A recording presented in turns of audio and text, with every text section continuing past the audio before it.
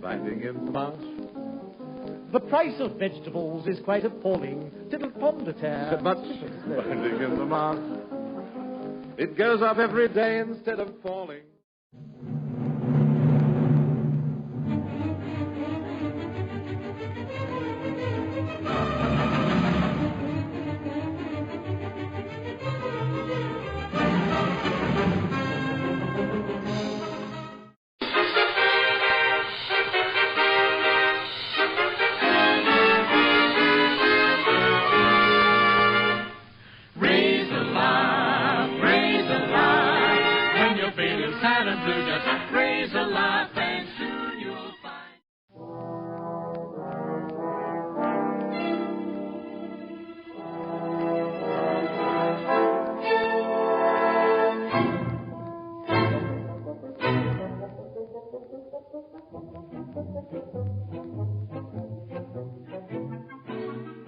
Today we're going to take a tour of a 1950 radio and TV repair shop as it was. If you're my age, you'll recognize a lot of things. If you're not my age, well, watch it anyway. You may learn something and see how big a difference that the changes were from television back in 1950 to today. It's a tremendous change. Welcome to the shop. When I was in high school, the first TV station to come on the air in Grand Forks was WDAY in Fargo. And I would go to my local appliance store that sold TVs and repaired televisions to watch the station come on the air. I thought it was going to be a big whoop-de-doo. 2 or 3 people talked for 3 minutes, and that was it. And then they went into the first program. All those kids were sitting on the floor of the shop. Up comes the program, I Love Lucy. What else back in those days? And that's the days you could take your TV set, which was expensive, and if it broke, you could bring it to the appliance store that had a shop set up to fix radios and TVs. Now today, if they don't work, people just throw them out. But back then, you had to have a very sophisticated shop, plus a person that understood electronics and could fix your TV.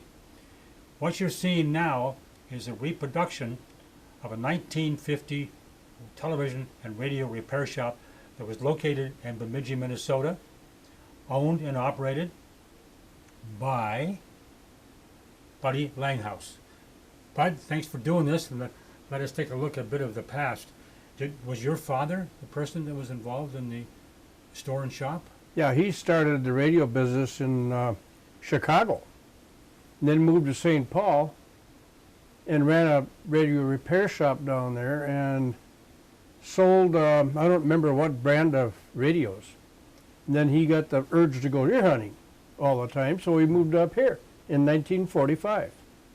And what was the name of the store? Midwest Radio Engineers. And you sold televisions and you had this repair shop? Yeah, we had the repair shop before we started selling TV sets, because we were the only place, well, there was 2 places in town that fixed radios. And then a third guy started trying to fix radios, but they were getting too complicated for him. Now, this is the era of everything was vacuum tubed. There was no such word as transistor at that time. No, we didn't know what a transistor was yet. I don't think the word was coined at that time. Probably not. Bell Labs, I think, was discovered it. Bell Labs developed transistor. They grew geranium, or germanium, I don't remember which one it is. But they made them into a little pod, and 3 wires came out. The problem with those things was they'd get moisture in them, and that plant would start to grow in there, and the transistors would explode. I've never heard that before. And RCA came out with a new brand, a new style of transistor, made out of silicone.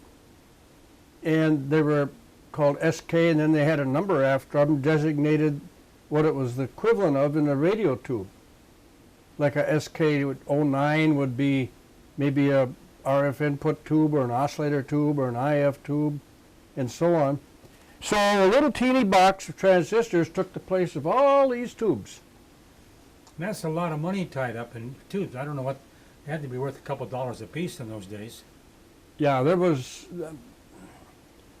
the deal we had with the distributors that we bought from, like Northwest Radio in Duluth, we would pay 50% of what a tube would sell on the price list for it. So if it was $1 tube, we'd pay 50 cents for it. And then it would sit on the shelf for 5-10 years. It's not a real good return on investment buying radio tubes, but you had to have them in order to fix radios.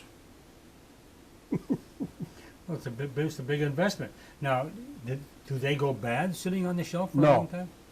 No. I heard that when I would go to a shop to get something repaired, it said, well, you had a tube tester you could test your tubes in, and you checked for gas. Yeah. What do they mean? Where did the gas come from if it's a solid tube? The gas is given off by the filament or the cathode of the tube that heats it up to make the electrons flow. And the material that the elements are made out of, or the elements in there, slowly disintegrate. And some gas in some tubes was beneficial. It actually meant that you got an extra amount of air out of the tube in the when you manufacture the tube and you evacuate the air, they get more air out than normal, and it was typical for a certain number of tubes. I don't remember which ones now anymore, but some tubes always had a little blue glow in them someplace. It was usually right under the glass. If it's down in the elements, then tube shot. Okay, now, how much of a loss, if any, would tubes go bad just sitting on the shelf over 5 years? We've never experienced any deterioration on the shelf. In your store, you had a lot of test equipment, and we'll talk about some of that as we start to move around the room here. Where did you get your experience to understand electronics? Trial and error, books, Well, or on your own? I think that's a darn good question, because my dad taught electronics during World War II for Northwest Airlines. That's where that whole background came from. So I grew up in the radio repair business when I was a little kid. Learned how to solder. I was homesick in bed with rheumatic fever, and Dad knew I was bored stiff because nothing to do. There was no TV at that time. He'd listened on Saturday, he'd listened to the Shadow Knows. Or 5 p.m., the Lone Ranger. The Lone Ranger. And you'd sit this far from the radio. Yeah, but other than that, there was nothing for me to do all day long, and every joint in my body ached real bad. My knees, my ankles, my toes, my fingers. That's how bad rheumatic fever is, and most kids get that. It does damage to their heart. I was lucky enough to escape not only the damage, but I had rheumatic fever 4 times, so I was spending a lot of time in bed, not in school. So I fell behind in my schoolwork, and I had to go to the 2nd grade twice. But laying in bed all that time, Dad devised a way to keep me occupied. He bought a whole bunch of surplus capacitors or condensers from some source, and he cut all the wires off of them. Yeah? And he brought home a soldering iron and a breadboard so I wouldn't burn the bed up, and a soldering iron holder and a big roll of solder. And he says, "Here, I need wires put on these condensers." He cut them off on purpose. Yeah. So I'd sit there with a needle nose pliers, make little eyes to hook the wires together, and then solder them. And I'd spend all day doing that. Oh, he'd thank me so much. "Oh, I really needed those. I'm glad you got those done." Next day, he'd bring a bunch more.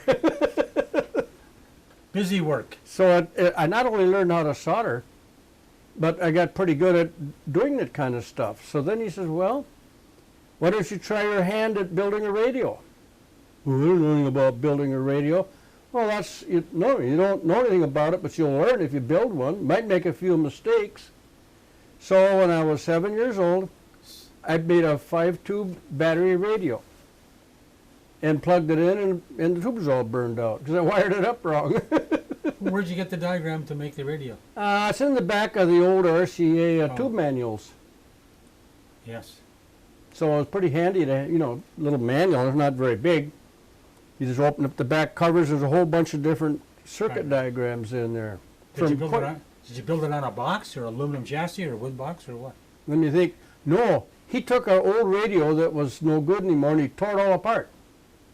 Took all the parts out of the radio and brought it out the house, and he said, here's the chassis you can build a radio in. So I started looking at diagrams and studying them, and pretty soon I was able to, all by myself, build a radio from scratch that worked. Where'd you find all the components in the shop? Oh yeah, there's a box sitting around here someplace just full of resistors, and that enabled me to learn the resistor color code. Sure. Yeah, I remember that. Yeah, before that I couldn't remember those color bands around there. If it wasn't marked on the side of the resistor what it was, let's see, is that a 2,000 ohm or is that a 20,000 ohm? So on. But now I can just at a glance and tell you what value the resistor is. I still have to use a cheat card to look at. I don't. No, wow, you've looked at a lot of resistors. I haven't. Yeah. So now you're starting to get familiar with radio at the age of 7 or 8, and that progressed to do more and more radio building. How did you keep? No, I got into the radio repairing. The people would, after I got well and was able, you know, summer vacations come along and school was out, I'd head for the shop. I'd go down there and Dad would have a bunch of radios sitting around that people brought in. He said, "Here, want to fix this one?" "Sure." He'd plug it in and it'd be dead, you know, or it might hum real loud. And most of the time I could tell at a glance what I thought, you know, was probably wrong with it, and I was usually right. Well, what if it was a tube? How would you tell? How would you tell then if looking at a vacuum tube? It depends on the kind of radio, because certain radios the tubes are wired different. If they're those real inexpensive radios that take about 30 seconds to warm up, the tubes are all wired in series, so if one of them burns out, none of them will light up. Yeah. But the other kind of radio, the better ones with a power transformer, if a tube is burned out, it just stays ice cold and the rest of them get hot. So you could just reach in there and touch the tubes. This is the bad one. You'd pull it out. Customers standing over there watching you, just amazed. This little kid. Okay, well, most of the problems in those days were vacuum tubes. How many times did you work on radios was a component problem, capacitor, resistor? Yeah. They had a lot of trouble with components in the old radios too. The coupling capacitors, they'd short out. And a lot of times that would burn up the power transformer if it had a power transformer in it. People would come bring it in the shop and my nose would, power transformer shot. How do you know? I can smell it. Yeah, it's very distinct. I smell them. Very distinct odor. That's a horrible smell, isn't it? Yeah. So what we started doing to protect the transformer, the factory would never do it, but Dad would cut the power plug off the cord on the end of the radio, cord plug where you plug it in the wall. He'd cut the plug off, and we had these little plugs that are about this long that held two little glass fuses. So if something shorted in the radio, like an electrolytic capacitor or just a coupling capacitor, it would blow a fuse instead of burning up a $50 transformer. So it saved a lot of... Then you had to go back and find out which component. Yeah, then it's simple. You pull the chassis out, and we had a little portable cart we'd stick them on if they were big chassis, instead of trying to put them on the bench, because the bench is always such a mess you couldn't find a place to put it. It still is today. Those of us in the ham radio have a bench at home. You know about that. And we have stuff scattered up and down the bench. There's no place to put things on the bench. Yep. This is a bit neater, but it gives you the idea. Well, that's because I came over here last week and cleaned it up. Didn't tell you that part. No. All right, now that as the years go by and you're up into high school age, you're still working in the shop with your dad? Oh, yeah. In fact, the shop teacher got kind of enthused about teaching the kids how to build a radio in his class. So they all got to make their own chassis on the metal working tools in the shop and mount all the tube sockets and then wire up the radios. And after they got them all wired, they bought all the components from us. They got a heck of a cheap price on them. We were buying parts for those radios by the, hundreds of sockets and resistors and things. And so we just passed savings on to the kids. Whatever the parts cost us, that's what the kids paid. So they'd build these radios, and none of them worked. And so the shop teacher came down and he said, "No, we're having a little problem." He said, "Some of the kids are doing a pretty bad job putting those radios together, and none of them have got any of them to work. What if we brought them down to you? Would you fix them?" Sure. So all of a sudden, here comes all these radios, and some of them are pretty sad-looking workmanship, I mean, the kids, first time they ever did anything like that. So I set about to get every one of those radios working, tune them up, What was the major problem with same problem with all of them? No, they were just mistakes. Wires in the wrong place. Wires in the wrong place, yeah. You just start working your way from one end, you start at the speaker end, that's the easiest. Work your way toward the front end. Now, is this is a transformer type? No, these were the kind that all the tubes are wired in series. And that's the ones if you drop in the bathtub, you'll ruin your day. Yes, any radio you drop in the bathtub is going to ruin your day. Well, but this is 110 going through. Yeah. Where transformers are down to 6 volt, 12 volt. Well, yes, for the tubes, And but the high voltage in a TV or a radio with a transformer can be 600 volts instead of 125. Or on the back of the picture tube, that's 1,000 volts. Yeah, that just makes you jump. It's like grabbing a hold of a spark plug wire. Or electric fence. Yeah. I grabbed a hold of the electric fence. My cousin wrestled with me. He grabbed the fence and had a hold of me, and I didn't know what was happening. You kept getting pulsed. Every once in a while, I got to get this electric shock going through me. Then I saw his hand on the wire and then knocked it off. Ah. Electric fence. I got a fence charger laying right over there. It's solar powered. See that little solar panel sticking up over there? Okay. We'll look Yeah, at you put that out in the sun and that little wheel will start flying around in there and sending out a pulse. It's about 25,000 volts. Yeah, that will get your attention when it zaps. Like my cousin would hold the spark plug. Every time it fired, he would shake. Yeah. That was dangerous. I never could do that. I've been shocked an awful lot of times, and I never liked it. Still haven't. I still don't like it. I'm going to ask you a story. You may not want to tell me the story. Somewhere, I found out that you were on the tower. You slipped and fell off the tower. As you were going down, you saw something big and black, and was the hard line. You grabbed onto it to keep from hitting the ground at 50 miles an hour. That story isn't quite accurate, but I didn't think it would be. I can tell you what happened. It was at Northolm. That's a 350-foot tower we built there for TV to relay 2 Duluth channels into internet or into Northolm. And there was 3 of us up there working. We had a guy put the stacking harnesses together for all the antennas down in the Twin Cities. And he did it wrong. He didn't solder, you know what a PL259 connector? Yeah. Yes, I he do. never soldered the center pins. And it wasn't the kind you crimp. Oh, lots of noise. And we didn't know that. We put the things all together and weatherproofed all the fittings and get up there 350 foot in the air, and we get downtown and wind's blowing a little bit and the pictures are flashing on both channels. Well, we've friend or one of the other guys I worked with flew an airplane. So he brought an airplane up here, and we put a television set in it and a battery inverter to run the TV set. We flew around that tower. We not only discovered real serious dead spots in the radiation pattern, but we also discovered, we saw that flashing even from the air. It wasn't the TV shop downtown in Northolm's fault, it was the...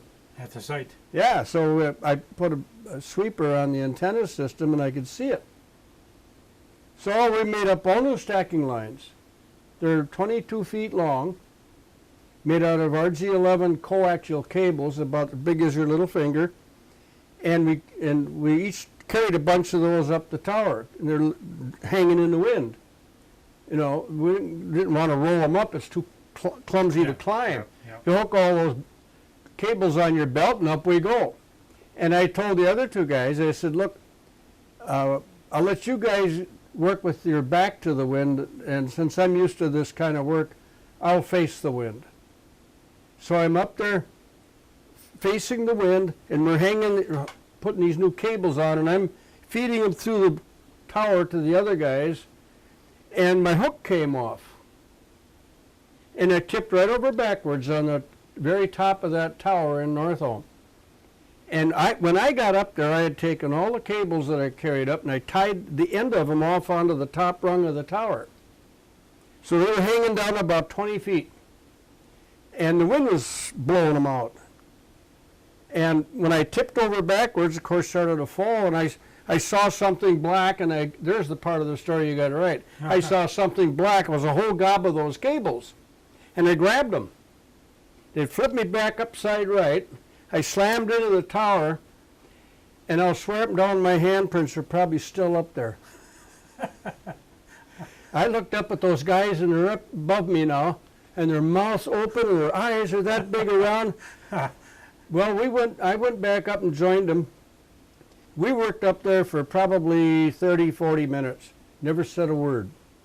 We didn't say one single word between us. We knew what to do, and we didn't want to talk about what just happened, so we just got our work done, and we crawled out, climbed that back down to the ground. I walked over to my truck, and I pulled out a secret bottle of Kessler's whiskey. Took the seal off of it, broke the cap loose, and it passed that around. We killed that whole fifth of Kessler's. Did you get home that night? Yeah, we got home that night, but I don't know how. He said, can you believe this? I got to ask this question. How about your shorts? They survived. Okay. You're not going to elaborate, are you? No, I'm not going to elaborate. Well, we'll just have to wonder about that. Yeah, you can just wonder. Well, you've had some exciting, that's not excitement, that's bloody scary. And that sort of thing happens. I spent 10 years running all over the country building those towers. It's the only time that ever happened. But then I did something real smart. I went and bought a tower belt. The one that I was wearing was one of the Kummer shoe guys in town made that for me. And I used just a piece of steel. I bent into a J shape. And everybody told me, that dumb thing, that's dangerous. No, it isn't. This nice big long hook. Why would it be dangerous? Well, what if? And I said, it's not gonna if. It did though. Right. So I didn't take a second chance. I still have the tower belt. In here? Yeah, it's out at the museum. I mean, the warehouse. Oh, okay. All right. Jeez. All right. Now, at what point did you start taking on television to sell? The minute you opened the shop itself? No, Dad started experimenting with television in 1948, and I still have that TV set here someplace. Oh, it's in the other room in there. Okay. The picture tube is about this big around, and it's about this long. It is a 60-degree deflection angle, I think. So it had to have a long neck on it. That's a 1948 RCA. It starts out channel 1 through 13. And there's a whole story about whatever happened to Channel 1. Yeah, well, that went to you guys. What do you mean? What guys? The ham guys. It did. Yeah. Well, Roger Passvan told me a story about that, but I can't remember what it was. Well, that was channel 50 through 54. That's the 6-meter band. Yeah, that's yeah. It'd be. But there was a reason for it that it had to be shut down or something. Yeah. I don't remember what. Well, that's another story, another It time. is another story, but I think I'm the one that told Roger the story, and I just don't recall the exact reason for it. But you look on all these TV sets sitting here, there's no channel 1 on them. But I have one in here that does have a channel 1. Well, that's the way. That's before my time. Yep. I mean, watching Fargo in Grand Forks on all these antennas on the roofs and so forth, it was a pretty good signal. Well, remember what I told you. Your uncle was the Art first guy in Bemidji to own a TV set besides my dad playing around with them. And then, I can't remember his name, was a banker from First National Bank, lived up by Turtle River. He started fooling around with TV. You ever heard of a rhombic antenna? Yes. Well, he put up a rhombic. And there's a monster thing. You had to have a lot of territory to put up a rhombic. A ham radio person I am. Yeah, you know about it. So I know about the rhombic antenna. Yeah. Yes, it takes a lot of space. Critical tuning, too. I never built one, so I didn't know that. Well, you didn't miss anything. Okay. Well, there were all these Yagi antennas on the roofs in Grand Forks. Remember the first antennas that we used here? No. They were channel 2 through 6 zigzag antenna, made by Takeo, I believe. Doesn't Yep. anything. And it looks just like a zigzag. It's just a double X. Oh, yeah, I've seen pictures and of it that. gets smaller and smaller as you went toward the front. But those would only receive channels 2 through 6.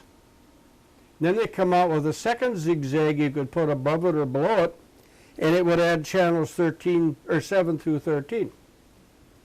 So, yeah, it was interesting business to be in. But then we got interested in cable television. Boy, you took the words out of my mouth. 'Cause that's the next step. Yeah, it was the next step. We simply could not give the people here enough television with what we could get off the air. You could get, by then we could get channels from Fargo, Grand Forks area. With a rotator, you could turn it around and get channel 3 and 6 out of Duluth and 13 Hibbing. And This is the house owner now, Yeah. turning his, with a rotor, Yep. turning his antenna. yeah, Okay. Rotor is a motor on the antenna, so you could dial up 90 degrees and the antenna would turn 90 degrees, or whatever the transmitter was. well, between me and my brother and Doug Smart, we must have put up hundreds of antennas in this town. And not a one of them left. You go around town, there isn't one of those antennas. I don't remember seeing any of those antennas anymore. And what for? You didn't get anything off of them, channel 9 and 12.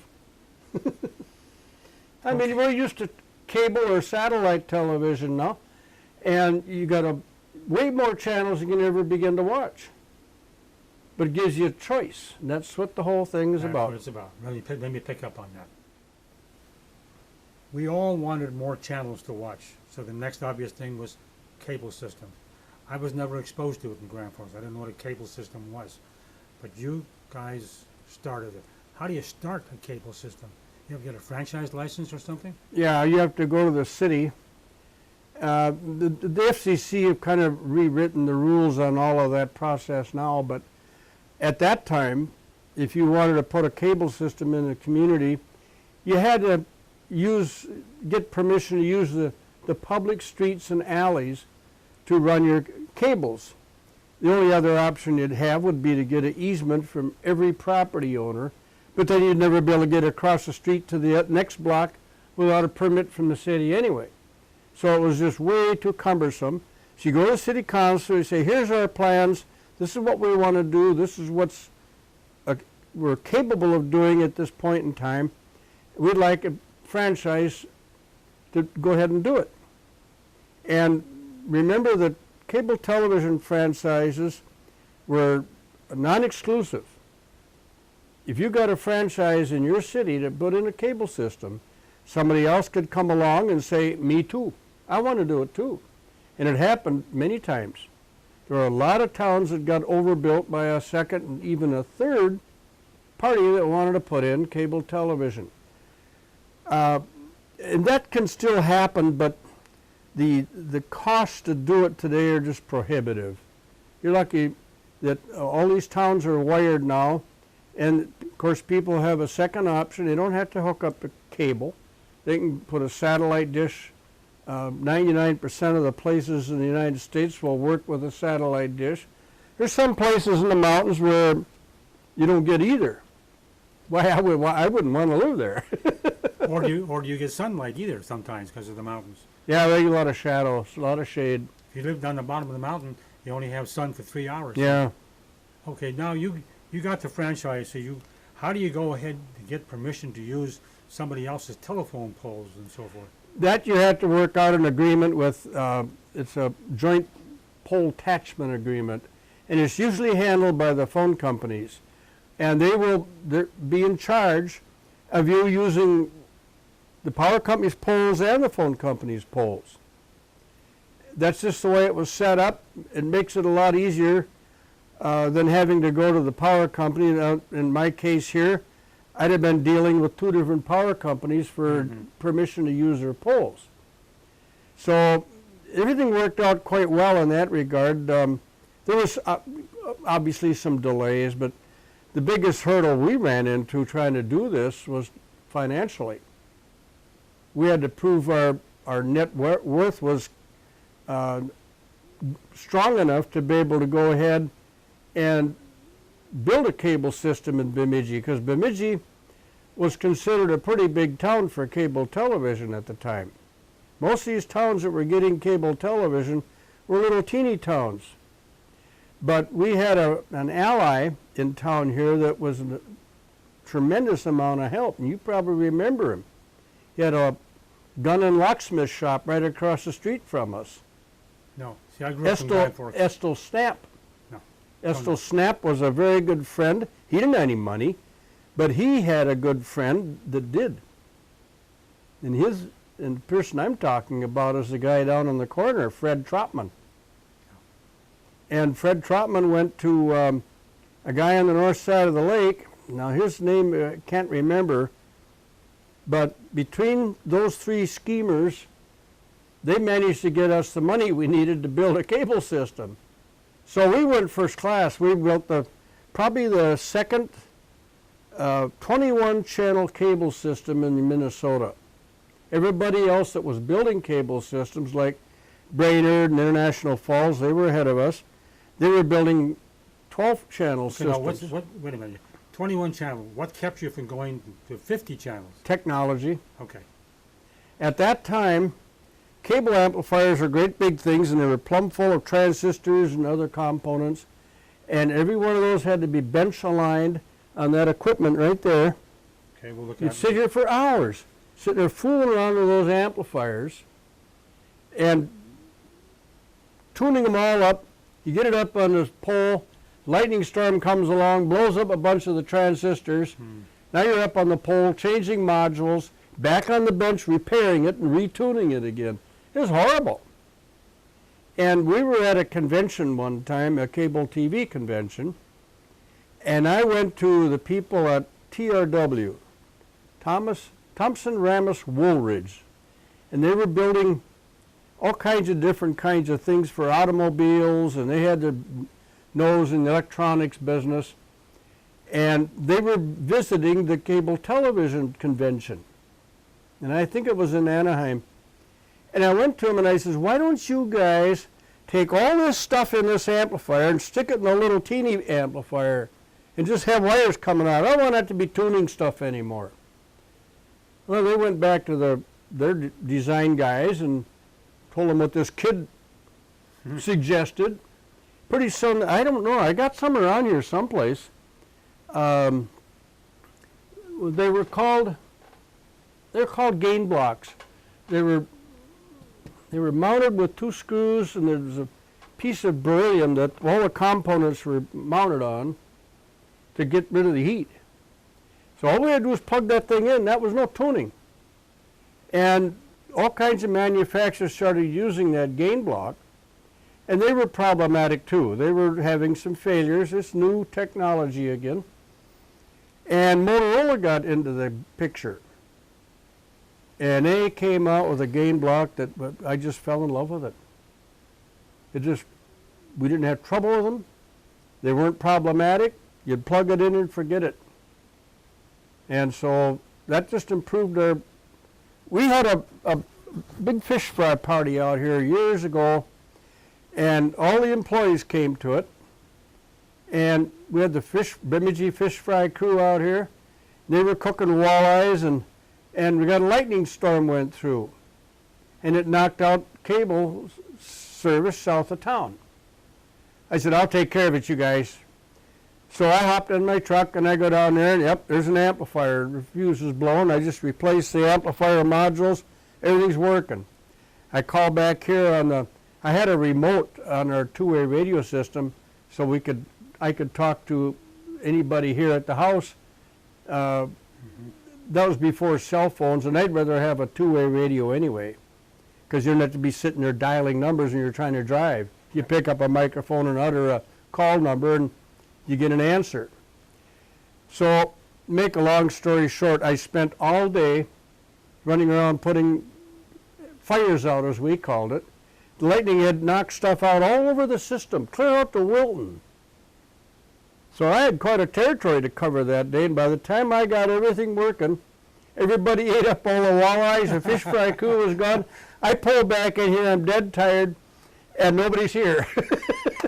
Just a mess. The party's over. All kinds of cardboard plates on the ground. Well, they must have had a good time. Well, they all said they did. Yeah, well, okay. I didn't.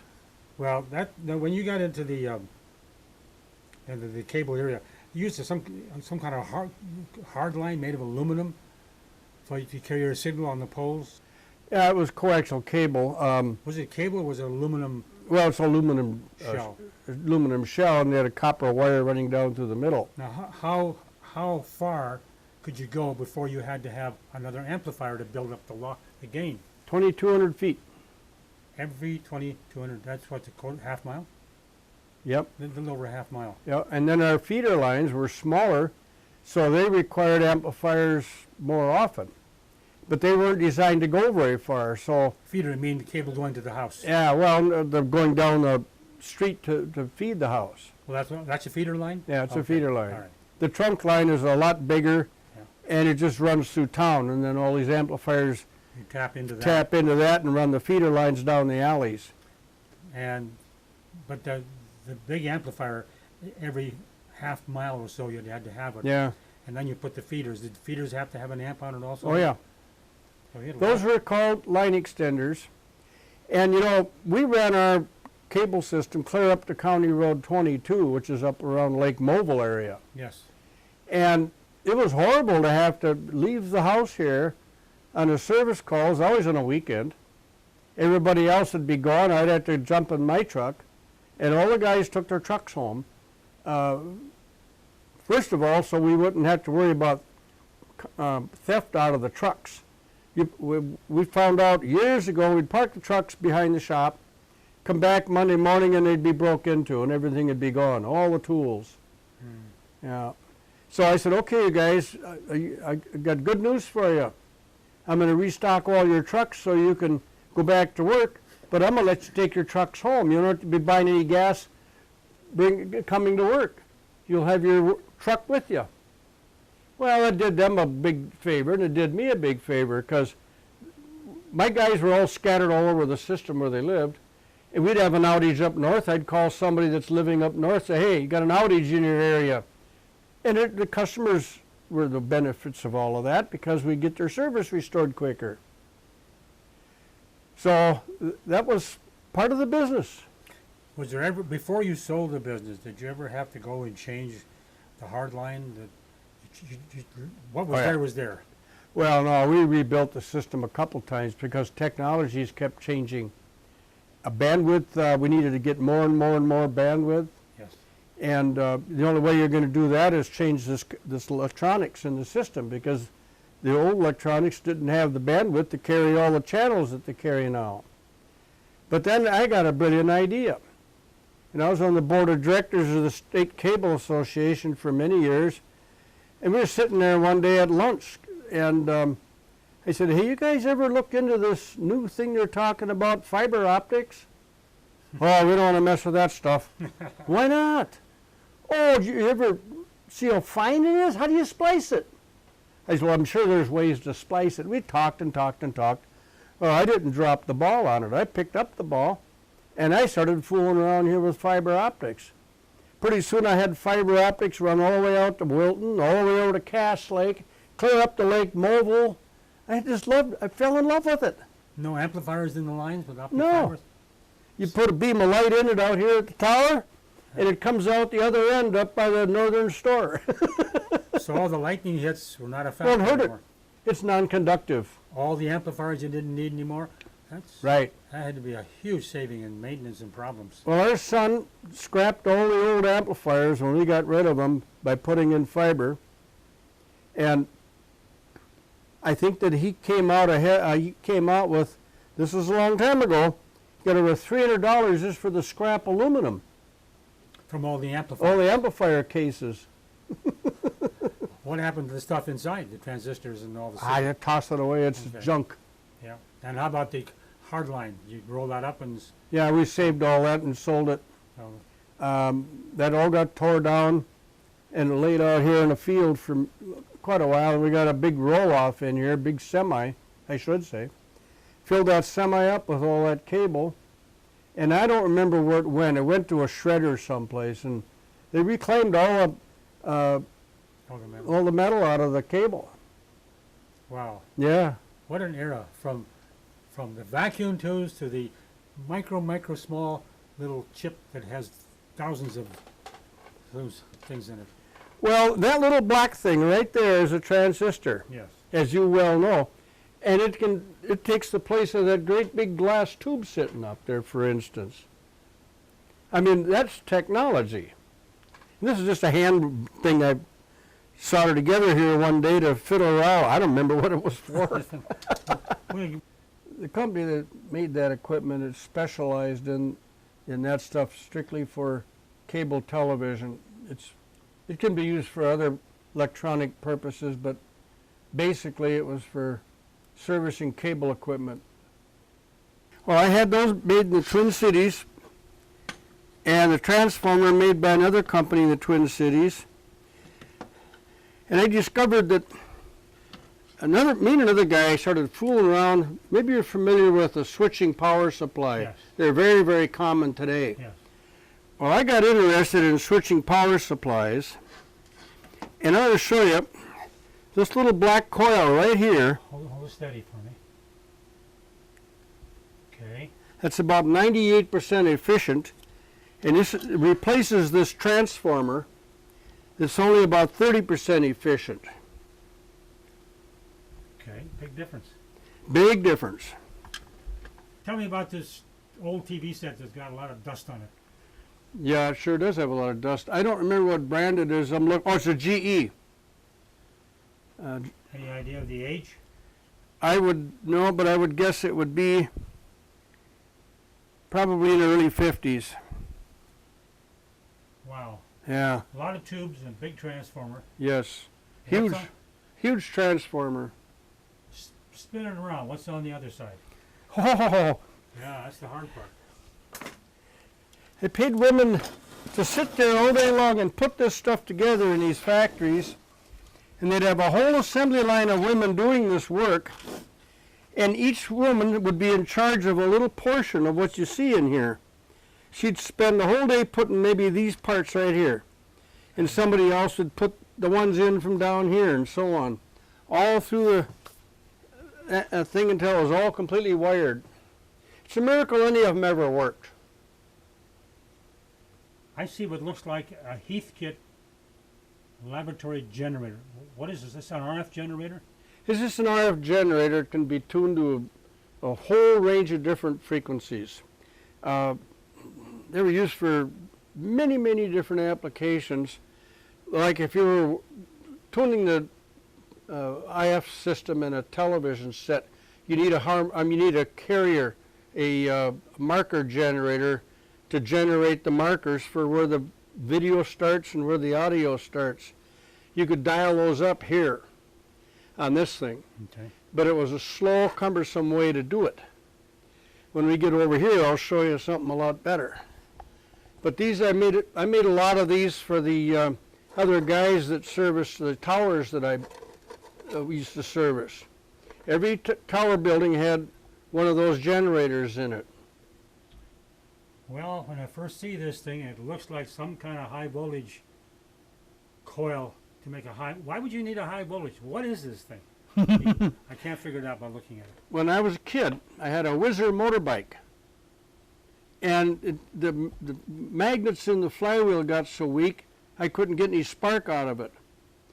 So I went to Al Lordy. I says, Al, can you get me a new flywheel for my Whizzer motorbike?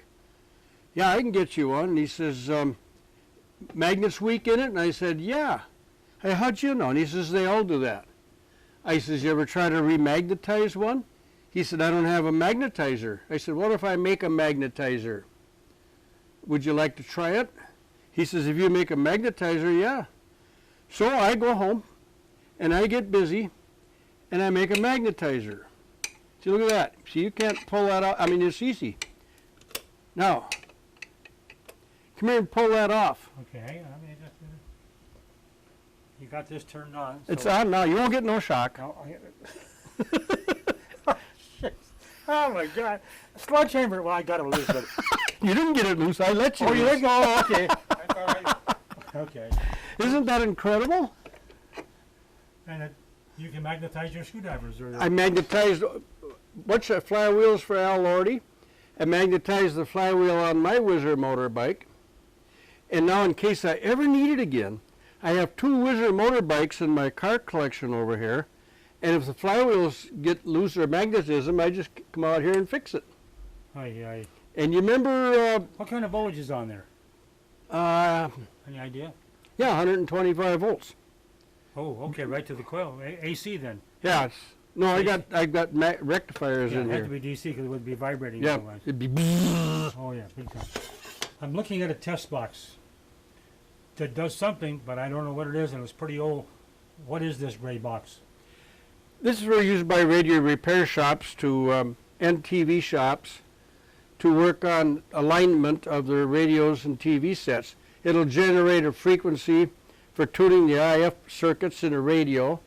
It'll generate a frequency to tune the IF circuits in a television set. This was a copycat of the next one we're going to talk about. This was made by RCA, and it's a pretty nice unit, but I grew up using the other brand, the competitor's one, so I'm more familiar with the operation of it than I am with that one. I just bought this because it was on eBay cheap. Okay, what's next to it in that brown box? That's a little Zenith radio. Now this is all AM stuff now, no FM yet. Right, no FM in that radio. And next to that we have a tower. This Lots is of red knobs on it. Yeah, this is the same thing as the RCA thing over here. And I happened to turn it on so you can see the little green lights in it. Oh, I remember those things. Yeah, Audio levels. yep. And what does this do? Same thing. Okay. It generates RF frequencies. It also has a signal tracer in it. When you're working on audio circuits, Yeah.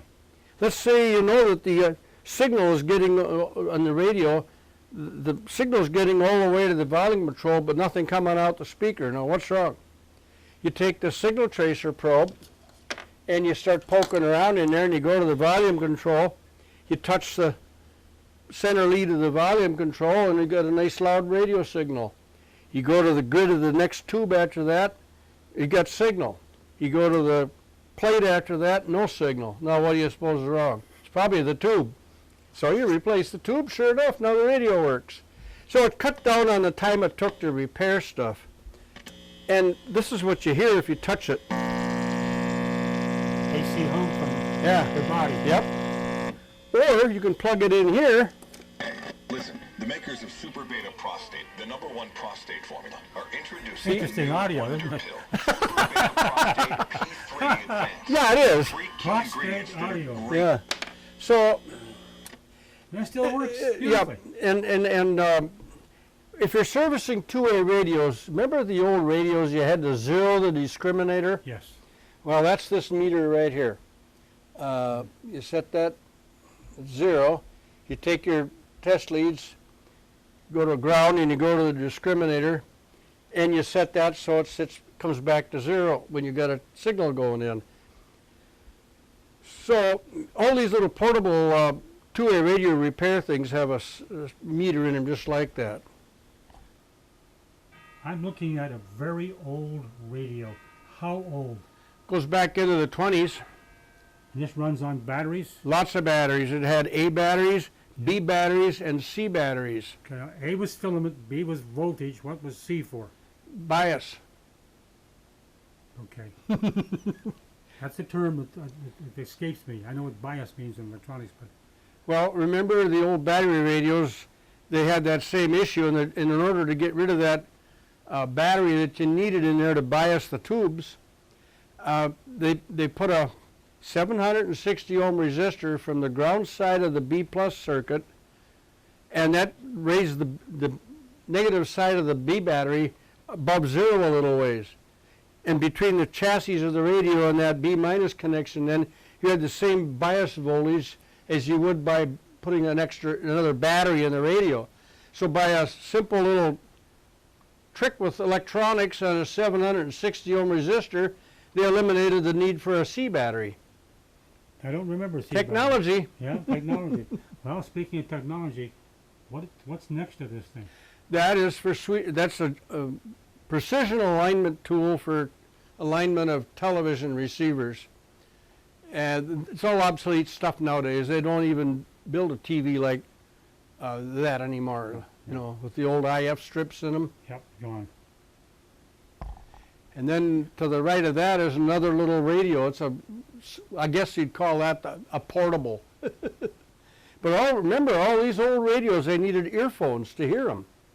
Oh, I forgot about that part. Yeah, it was pretty rare that you could plug a, and I've got a megaphone around here someplace that they devised a way to boost up that signal stronger, the audio signal loud enough to drive a megaphone, so people could sit around the megaphone like they could enjoy the old crank-up phonograph.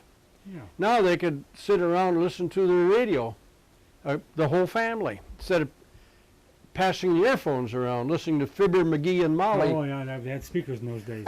Hang on. I'm looking at a chassis with some vacuum tubes. It looks very clean. What am I looking at? What is it? What is it? You're looking at an audio amplifier I built probably 50 years ago. With 4 or 5 vacuum tubes? Yeah.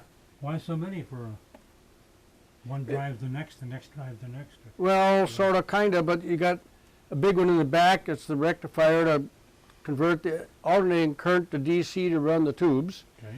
And ahead of that, you got a preamplifier stage, and then a driver stage, and then push-pull audio output. Is there a tuning control to change? Nothing to tune. Just an audio amplifier, that's right. Yeah. Forgot about that. I'm looking at a very old handheld next to a Motorola and a big Motorola portable with big batteries and then a brown box. Talk about each one from left to right. How about the handheld? What is that? Yeah, those are two-way radios.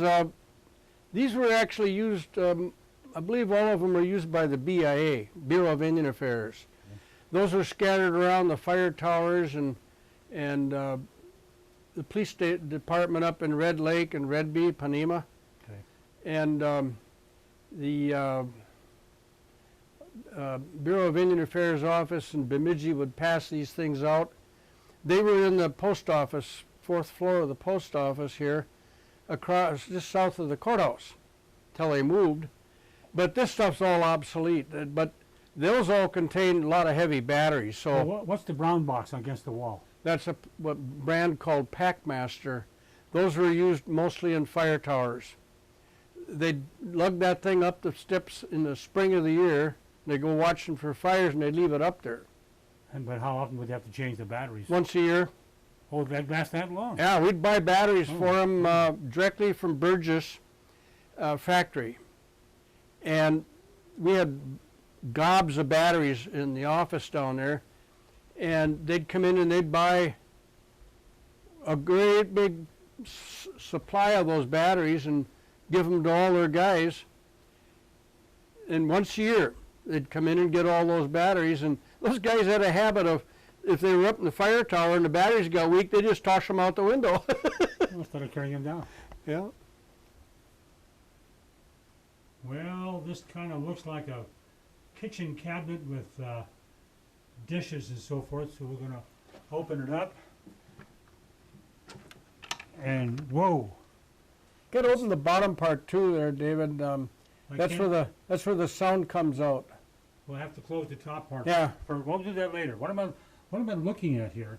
Oh, that's the different knobs you had to fiddle with to tune in a radio station. Gee, all those, okay, let's... Yeah, you had to work your way back and forth and finally get a sound coming out of it. You almost had to be an engineer to tune this thing. Yeah, you had to start out with a pair of earphones. You'd plug them in that little jack down there that says detector, and you'd tune the biggest knob on the far left and the second knob. Then you'd go to the middle jack where and the third jack and finish tuning the other knobs. And when you got a station, you could leave your earphones plugged into the jack on the right and fine tune all those knobs again, and by then your program is half over. And the back of that, well, actually, first of all, the lid opens up on top, and it houses all the tubes from above and the batteries again, the same old thing again. When's the last time this was run? You know? No, I do not. Okay. I've had it for many years. Now that I opened the bottom, one side's empty, but this must be what this speaker is? Actually, that's not a speaker. What I just remembered is that it's like a You know, remember in the old days, people had this thing they'd poke in their ear that got curled around and got bigger and bigger. Like a horn. Megahorn, yeah. Yeah. That's what that is. The megahorn is behind there, and that's where the sound comes out of the megahorn. There's a cover on the back of the thing, so we can't see it by pulling it away from the wall. It'd take probably a half an hour to tear it apart just so you can see it. Don't want to do And that. it really doesn't show much.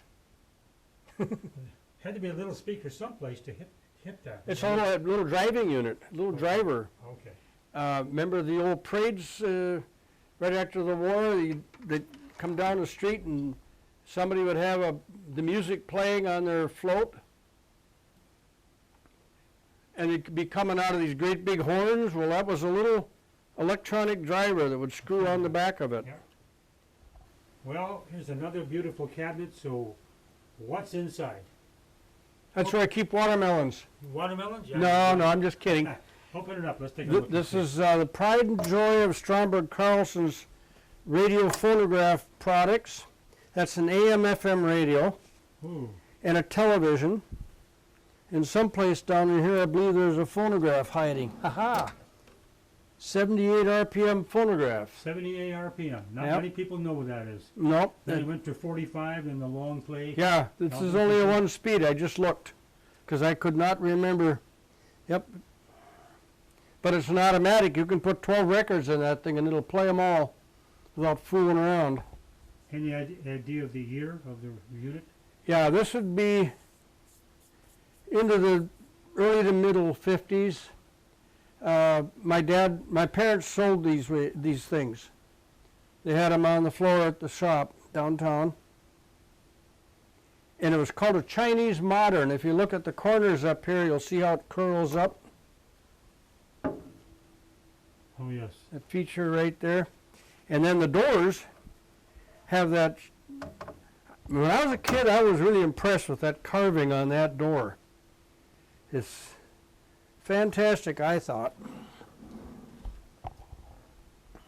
Well, this is some sort of test gear. It looks like sockets for tubes. I've never seen this before, or a picture of it. So, is this a tube tester? Yeah. Wow. Been heavily modified by my dad years ago. That thing's older than I am. He added a lot of those sockets Okay. and rewired it and added a whole bunch more switches and a knob on the left up there. He put that in. But yeah, that is an old tube tester. What brand and what year? Let's start with the left TV set. Any idea? Okay, the one that's on the left is probably goes back into the early 60s because it has a UHF tuner in it. And the translators were put in here in 59. So that was a television manufactured in Los Angeles by Hoffman. And their gimmick in selling their television was what they called the Easy Vision lens. And the lens is tilted and it's supposed to take the glare out of the picture so it doesn't hurt your eyes. The glass in front of the tube you're talking Yeah. about. And the one on the right side? Is Pretty much the same thing, only it's an older version. Those were both owned by the same family, Benny Forty. You might have remembered him. No, I don't. He owned Skelly Oil Company here for years, and he bought the one on the right from my parents, brand new. I'd say in the probably late 50s, or maybe middle 50s. And it's again the Hoffman with the Easy Vision lens on it, but it was a true stereophonic sound. Huh. It's got 3 speakers inside the bottom part of the TV set, and 2 of them are large, and they got a little tweeter in there in the middle. And they had the tone controls. You can see them there on the between the 2 big knobs to set the bass and the treble. Right here? Yeah. Those knobs? Yep. Okay. Hoffman Easy Vision it was called. So Benny got tired of that TV set and he decided to trade it in on the one on the right. There's a little bigger screen, I believe. I always thought they were both 21 inch, but I don't know, maybe they are both 21s. but they both feature the Easy Vision lens. I see some more tests here in the form of oscilloscopes. Now they both do the same thing, and one's newer and one's older. Well, What? No, the one down there with the square picture on it, Yes. that's actually a spectrum analyzer. It's made by Comsonic. It's a very expensive piece of equipment. It was quite valuable for finding problems in television cable systems. You could hook that up and check the alignment of your system from, you'd have a transmitter in the head end, would begin, the tower, and this thing would detect that pulse that it would send every couple seconds and draw a line across the screen, show you any imperfections in the bandpass of the system. The one to the right of it, that is just typical bench scope. Okay, and the one down below? Those were the ones we had in all the TV towers all over the state. Me and a guy down in Redwood Falls built all those ones like on the floor down there. They came in a kit, and we'd sit there at night and put those together. We always used to compete with each other to see who could do the neatest job. Buddy, for someone like me who was involved in electronics as a kid, not to the same extent you were, but I was involved in it and in ham radio and so forth, I understand a lot of what you're saying. But 99% of the audience watching this doesn't even know what a vacuum tube is, let alone resistor and capacitor. It's chips. And chips is something you eat. Yeah, you do. For me, who was fascinated by this, this brought back great memories of the radio shop I used to visit frequently in Grand Forks. My cousin made me a little pocket radio in a plastic cigarette case when he was in the Navy. Yeah. He used something called a 1T4. Mm-hmm. And 1 volt, I don't know what the T and 4 stood for, but it was a 1-tube radio. It's a triode with the 4 elements. Okay, well I brought it to school. Everybody thought it was really cool to have a radio in your hand. There's a couple of 1T4s right there. He's got some. Well, we mentioned 1T4, and it says on the box, 1T4, yet the vacuum tube is the same size of other ones, but it runs on 1 volt. Mm-hmm. 1.5. 1.5 volts. 1.5? Okay, that was the big difference then? Well, they didn't make a 1 volt tube. All batteries, the little flashlight batteries are all 1.5 volts. Yeah. So they said it's a 1 volt tube, and they call it a 1 to designate that, but it's 1.5 technically. Well, Roger Passvan is teaching a course at the university. He passes vacuum tubes around. Yeah. Because the kids never saw one before. Oh.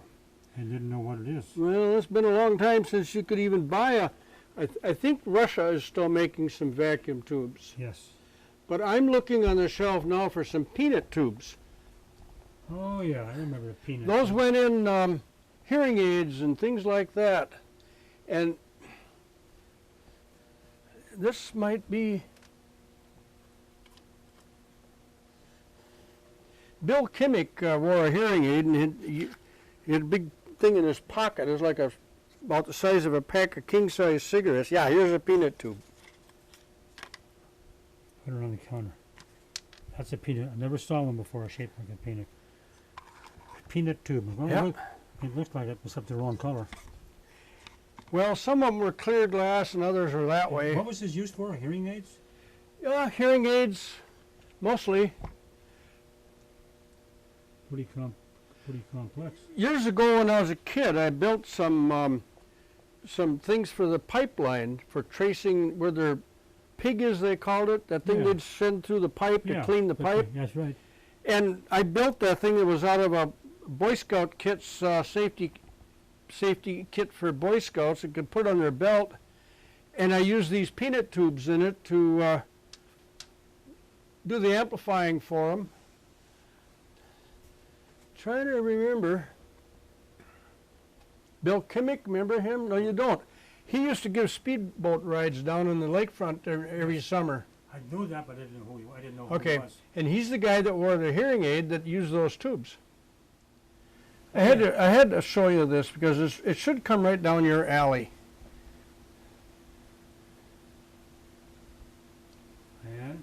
Well, it's a tuning capacitor used by the ham radio people. It's a very precision built device, got ball bearings on both ends of it. You probably have 3 or 4 of those things in a big ham radio transmitter. Is that tapered? Yes, the blades on here start out thin on this end and they get real thick on the other end. But when you close it all up, it fits perfect. This round tuning capacitor does the same thing the little one did? Why is it so big? Well, I don't know. I don't know the origin of it or anything about it. And I just keep telling myself it's probably come off of a ship for a ship-to-shore That's a solid transmission. Brass. Solid brass, isn't it? You know, I don't know, but it's sure heavy enough to be solid brass. It takes a chain hoist to try to pick it up. So I don't know. I don't even know where I got it from. This television set has the knobs on top. What's unique about it? Why are the knobs on the top? That's where the electronics are. They're above the picture tube. This particular television is made in St. Paul, in New Brighton actually, by Central Carlson. They're no longer in business. They've been out of business for a long time, but each section of this television set plugs in. So if something fails, you just replace the whole unit. So when something goes wrong, what do? Change the whole box? Yeah, you just unplug the module. This is Okay. vertical oscillator in here, and this is the IF strip, and this is the audio strip, and power supply and high voltage power supply. I might be wrong, but this might have been owned by L. Smart. Don't know the names. Well, he owned the Keg and Cork, or at that time called a Friendly Tavern, Friendly Tap Room. So was this designed for maintenance in mind then? Yes. To make it easy to service? Yep. Buddy, I want to thank you for showing me around your radio TV repair shop museum. A lot of ham radio operators like mine will appreciate what we've seen here today. Those that don't know what a vacuum tube is will say it's gobbledygook. But to those of us my age and to the ham radio people, this is going to be very interesting in my opinion. And thank you for letting me come over here and tell the story. Well, it's fun to do too. Well, I can see memories for you, obviously. Oh man, it's just amazing. You know, you go up in something like this, and there's so many things you forget about, and then when somebody comes along and rattles your memory a little bit, it comes back to the surface. Well, vacuum tubes weren't in that long when you started doing this. I can't imagine how you feel when you see the vacuum tube with integrated circuitry with 10,000 vacuum tubes in a chip the size of your thumbnail. How do you appreciate that change? It's a hell of a change. Well, it is. It's a tremendous, and it's all due to technology and people just fooling around. Hey, I got an idea. I'm going to try this, and they try it. Pretty soon they got twice as many things in the same space. I've got tubes in the shelf that actually there's 3 tubes inside that little bottle. 3 of them I in didn't there. know they made that. Yep. Well, that's okay. I learned something new. I didn't know that. Well, this is an era gone by. It sure has. Bring in your radio or your TV into the repair shop and have the components changed and you take it back home. I suppose to try to repair the ones out there, there's too many things that go wrong with it. It doesn't pay to try to fix it. Just bring it to the transfer station. They process it however they do with TV sets. Well, they make them into a little thing about this thick. Yeah, the TV sets. Squish. Yeah. Yeah, well, yeah. Incredible story of the past. I hope you enjoyed the information. If you're a ham radio buff, I know you'll like the story we told you today. Well, it was a lot of fun, and thanks for coming.